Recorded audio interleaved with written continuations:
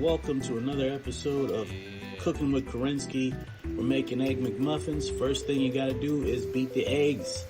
Yes, once you beat the eggs, pour them into a skillet. Well, hell, you know how to make eggs. I'm making a sausage, egg, and cheese McMuffin, but I'm gonna make it a little bit differently. Usually, the way they do things is they have the egg, and then they add a layer of American cheese, and then the sausage. What I'm going to do is I'm going to make a nice rich man's omelet. In which case, I'm going to make an omelet, but I'm going to use Gouda cheese. No American cheese crap, none of that garbage. I have a credit report. It's very impressive, so we're going to use impressive, great tasting cheese. This is the way I grew up making stuff, and this is the way you should make stuff. Gouda cheese in the omelet. Alright, you're going to do it this way. It's going to be tasty and amazing. From there, you're going to close the omelet. Make certain that it's able to melt the cheese from the top and bottom. Give it a nice little omelet taco shape. It's going to look awesome. That looks delicious. Look at that.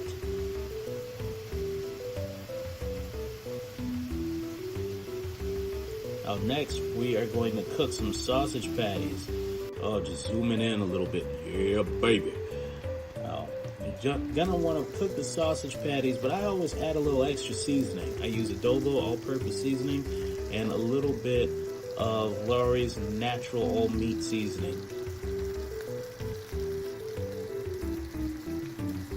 I've been eating McMuffins since I was a kid. I tell you, that was one of my favorite things is McDonald's breakfast, but I never got a chance to get up early enough to get McDonald's breakfast.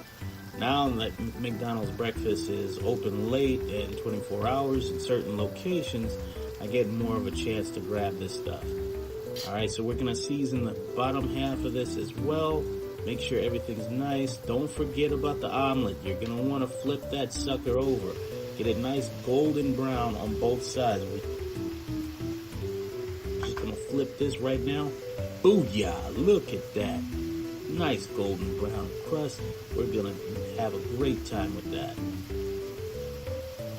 Now don't forget, McMuffins always use sausage McMuffin biscuits, okay?